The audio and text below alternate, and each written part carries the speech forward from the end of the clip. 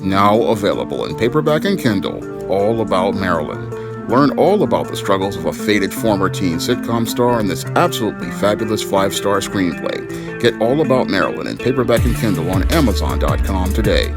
One of my viewers wanted me to talk about the dysfunctional state of how films are distributed in America and across the globe. Now, when it comes to films at the box office these days, films in Hollywood usually are released to the theaters, and if they don't perform well at the theaters here in America or across the globe, what they do is quickly pull the film from theaters and then put it on streaming. Now, this wasn't the way that Hollywood used to do business when it came down to the distribution of film.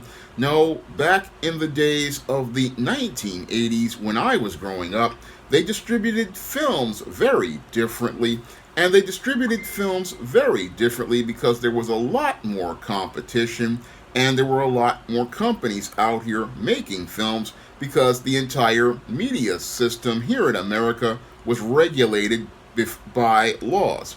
And because there were laws in place saying that only one person in a state could own one movie studio, one TV station, one radio station, one newspaper and magazine, there was plenty of competition there, and that's why you had films released on a staggered process, and the staggered process allowed these films to be able to make money and generate revenue over a period of time.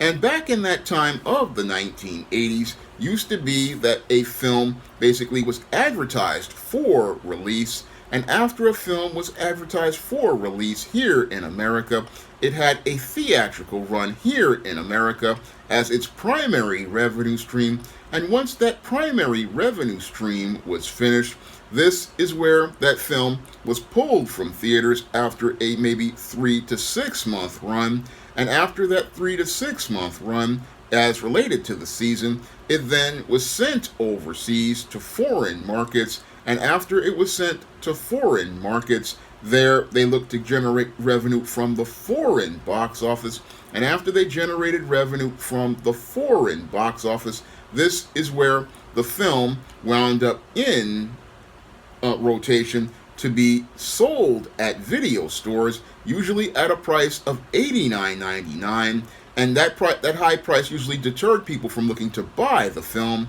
but allowed video stores to be able to rent this video on VHS or Betamax, depending on what time in the 80s it was.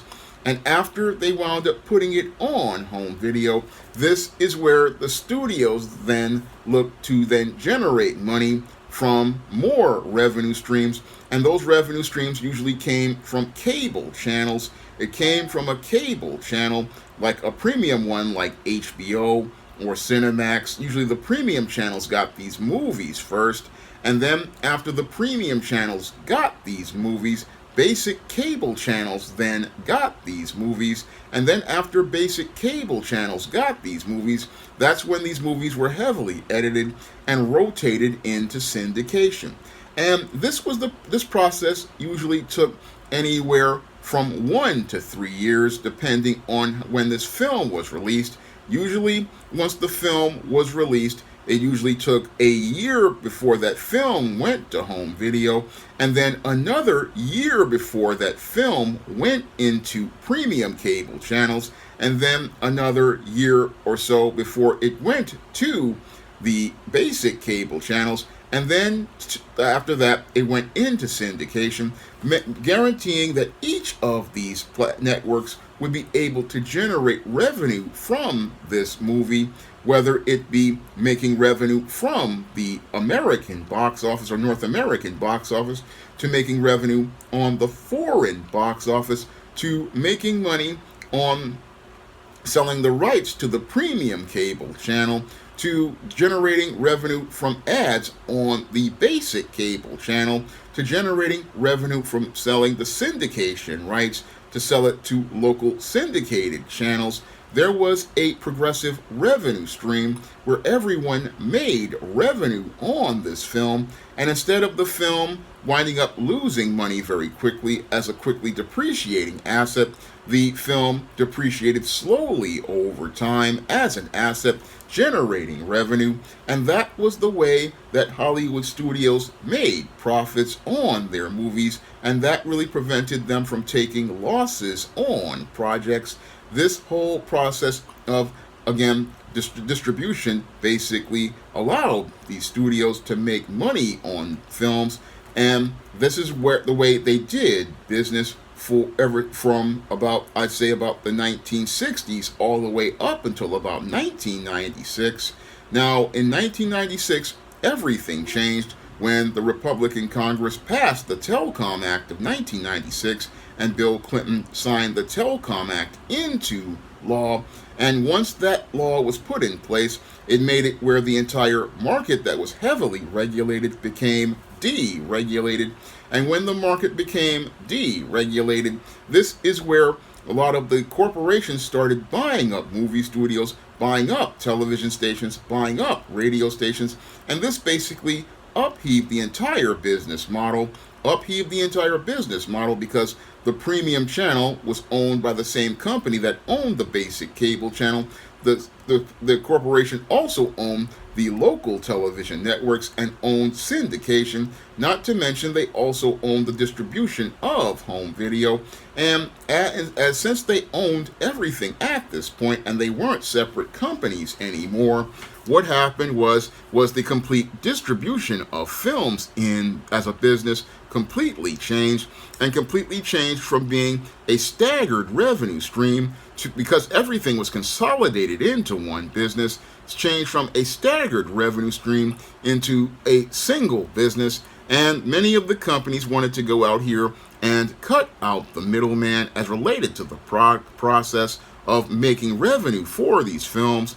And this is why we don't see a traditional release model anymore, because the studios, since they own everything, don't really want to stagger everything out and make a slow revenue. They want to make fast revenue.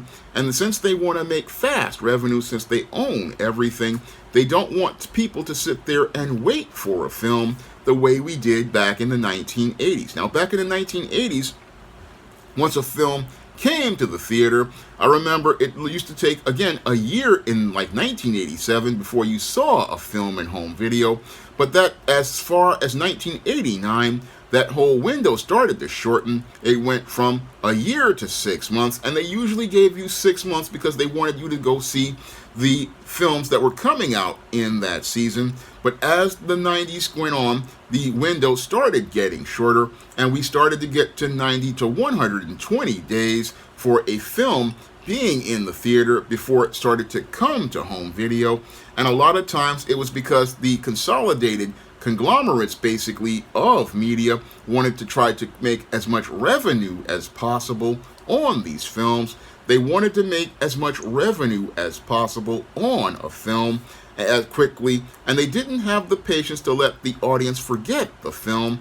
And that's all due to the fear that they had, because a lot of times these studios executives, they were afraid that if people would forget about a film, they wouldn't want to watch it again.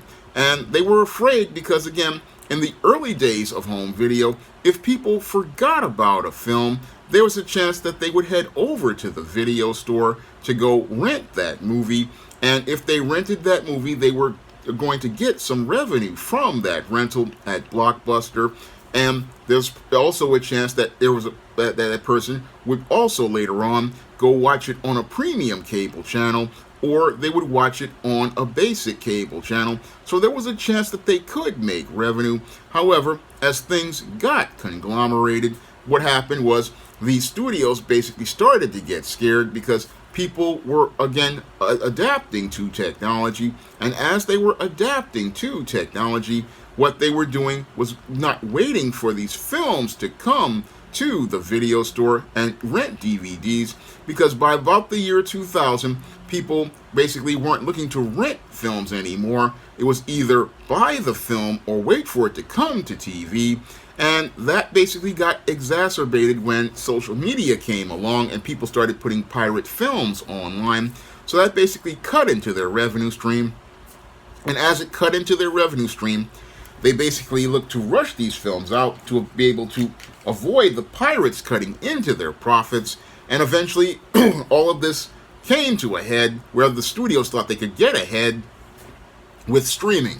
Now, the studios thought they could get ahead with streaming, and they thought they would be able to get an advantage. Unfortunately, this created a situation where this was encroaching on their profits, and it's been encroaching on their profits because the window for films is gotten shorter and has gotten shorter on things.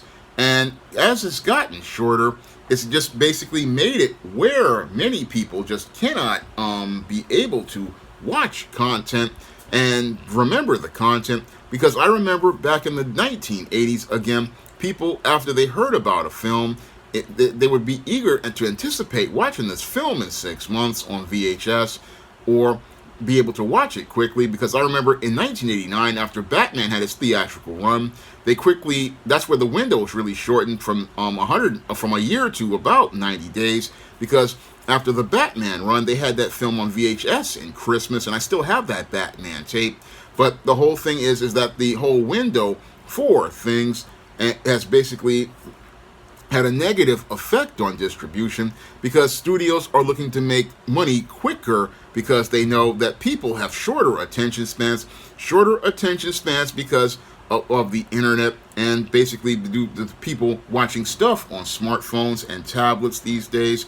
So they have to rush the window out as related to films because they don't want to forget the films or miss the films. What they fear is that if the person misses the film, they will miss out on the money. However, when I look at the whole business model for streaming, they basically may be missing out on the revenue because when it comes to streaming basically devalues movies as related to their fiscal value as wealth-based assets. It basically devalues the movies because you've basically condensed all the content onto one platform. And usually people, as they're watching on these platforms, they're not just watching one movie. No, they sit there for an entire month watching a whole lot of movies, and that basically costs the studios even more money as you aggregate the cost. As you aggregate the cost of these movies, the studio isn't making money like it used to. It's not able to make money like it used to because you're not able to have those windows where people can just go out here and, one, be able to forget this movie and then go to the theater to watch other movies made by the studio. Two, you don't have people looking to watch this movie again on other platforms that you're generating revenue from, like premium cable channels or basic cable channels, or people going out here to watch these movies in syndication. You don't have a series of staggered revenue streams, and you don't have that series of staggered revenue streams because what happens to people is they usually have two options. Now they can go to theaters or wait for streaming, and with these movies basically leaving the theaters in less time, more people are opting for streaming, and they're opting for streaming because it's a lot cheaper and you can watch a aggregated number of movies at a streaming service for a month, or if you pay for it and it's the same price as a movie ticket. Moreover, when it comes to the streaming services, a lot of times these studios are so desperate to get you to buying that they wind up offering you free options and allow you to get a month for free. And a lot of times what you can do is watch the movie you want for free and not even have to pay a single thing. I mean, that's what happened with me with Paramount Plus. I basically waited out and they offered me a free trial, and I was able to watch the movie Transformers Rise of the Beast for free. Now, I had planned to go to the theater to watch Transformers Rise of the Beast and pay money to go see it because I really like Transformers, and this movie was a lot like the old Transformers show. That was my plan until I found out, one, there were no movie theaters that I wanted to go to in the Bronx, and two, it was a long, because I live in Parkchester, that's far away from a movie theater, and two, I would just basically be able to watch this movie for free on my laptop like that. And that basically is one of the things that's making it where it's becoming really hard to distribute movies these days and make money on them. And the viewer wants to wonder if we can go back to the old model. Well, we can't go back to the old model due to the Telecom Act of 1996, basically destroying the entire business infrastructure by deregulating the market, because when they deregulated the market, what that did was lead to all of this conglomeration and consolidation of the entertainment industry, taking away the ability of different companies to be able to distribute these films, because again, it used to be the movie studio sold it to the video company then went out here and made the VHSs or the DVDs, and the movie studio also sold it to other platforms such as the premium cable channels, which were independently owned at the time, the basic cable channels, which were independently owned at the time, and the syndicators, who were independently owned at the time. And those businesses no longer exist. And since those businesses no longer exist, there's no way for these studios to make a profit. It's either you make the money at the theater or the film winds up dying. Either you make the money at the theater or the film winds up dying, because there is no more premium cable that's independently owned. There's no more basic cable channel that's independently owned. There's no more syndication that's independently owned. There's no more networks to be able to stagger the process. No, what we have is one straight line, and that one straight line means either a film does well at the box office or it flops, and that's how that film makes its money. And sadly, it's the way that they make money because of all of the greed that's going on in the entertainment industry. That's what's basically changed the way we view films, that and the evolution of technology on the internet. I mean, people no longer even care to even watch movies at movie theaters and basically take some time away. No, they watch it either on their TVs inside of their home, or they watch it on their smartphones or their tablets while they're on the train or at work. So they really cannot enjoy the experience of a film. And again, this whole distribution of film, these release windows, basically are very small at this point, to the point where a film that I like, The Fall Guy, which came out in May, was basically on streaming in June because they had lost so much money on it, and there's no way to really profit on these films and generate that revenue that will allow that film to be an asset for years. I mean, I remember the days of films like Terminator 2 Judgment Day, and how that film basically wound up making millions of dollars after its theatrical release, and basically made millions more in the foreign market, made more money on home video, made even more on basic cable and premium cable. And by the time it got to Channel 11 and syndication about 1996, that film had made so much money that there was no way that they could even worry about this film anymore. It had again been a valuable asset to them. But these days, a film is very hard for them to make money, because you either make the money in one shot on that opening weekend, or you wind up making none at all, because again, once that film winds up on streaming, this is where the studio starts to take losses on the film, unless they have ads to back it up. Again, but they could have had more ads again in syndication and on cable. Again, you could have been making money on this. But again, the conglomeration of media is why these release windows are getting smaller, because these films cost a lot of money, and with these films costing a lot of money, they're basically again having to make these films either do or die. So this is all again how films are distributed, and why we don't see a film at theater for long. And it really takes away from the movie experience. It really takes away, because now, again, if the film comes to the theater and it doesn't do well, you're guaranteed to see it on streaming in 30 days. And that's how the streaming business basically did damage to the overall business of entertainment, because it's encroaching on the business and encroaching on the profits. It's encroaching on the business and the profits because people don't have a chance to miss a movie or build that anticipation to be able to buy it on home video. I mean, DVD at this point is non-existent because of streaming. DVD used to be a big market along with VHS. It was a revenue stream for studios and video companies, but it's no longer because streaming has basically eaten out of those profits due to high-speed internet.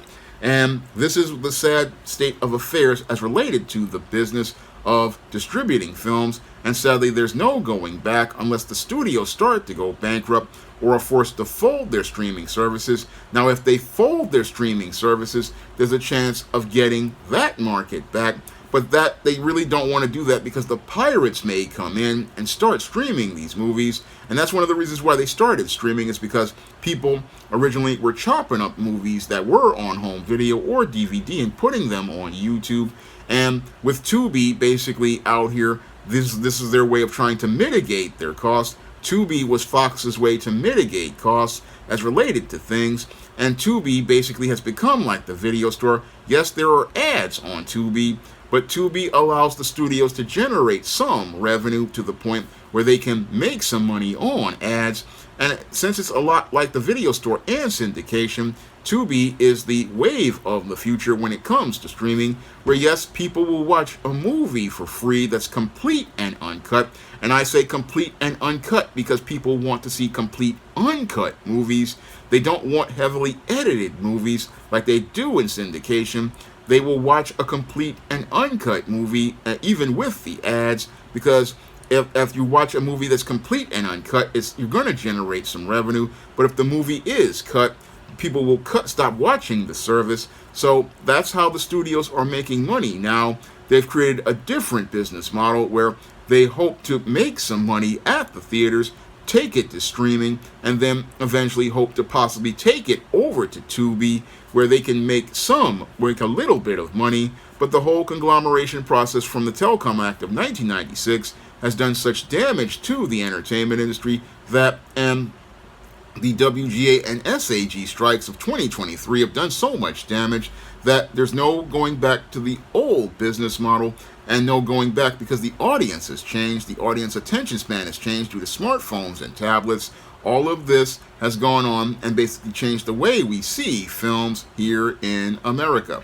Now, this was a video requested by a viewer who dropped a donation on Patreon, and if you want to request a video, you can send a donation of a minimum of $15 to the Cash App or the PayPal or the Patreon by clicking the link in the description box. And if I know something about that subject, like I know about the entertainment industry, I will make that video for you. And I will do the research to find out what's going on, but I'm somebody who studied the entertainment industry for over 25 years, so I knew a lot about this subject, and I looked forward to making this video to share the knowledge about how things are done in the entertainment industry. Now, if you want to pick up some of my books on the SJS Direct imprint, such as the books in the ISIS series, the Esteem series, the John Haynes series, the books of the Spinsterella trilogy, my black sorority novel, The Thetas, my black vampire novel, Eternal Night, or my screenplay books all about Marilyn and all about Nikki, you can find all of those books in paperback and Kindle format on Amazon.com, and you can also find those books at other online booksellers like Draft the Digital, Google Play, Barnes & Noble, and big box retailers like Walmart and Target. And if you want to check out my first full comic, John Haynes at Death's Door, you can find that comic on Lulu.com in paperback. You can also find it on Kindle as well, along with my other comic, Esteem No Good Deed, which you can find on Kindle for 99 cents. You can find both of those comics online, and they are how I would write a comic if I were allowed an opportunity to do so. And that's all I have to say for this video. You can comment, rate, and subscribe. Now available in paperback and e-readers, all about Nikki, a fabulous first season. The Fresh Prince of Bel-Air meets Clueless in this absolutely fabulous African-American 1990s teen sitcom. Get all 13 episodes of All About Nikki, the fabulous first season, in paperback and e-readers today. Now available in paperback and Kindle, Vampires Stalk the Darkness of the Eternal Night. Get your copy of Eternal Night in paperback and Kindle on Amazon. NiceRadioNetwork.com. Support Black-owned and Black-operated digital broadcast media. www.NiceRadioNetwork.com. Nice Radio Network, broadcasting 24 hours a day, 7 days a week.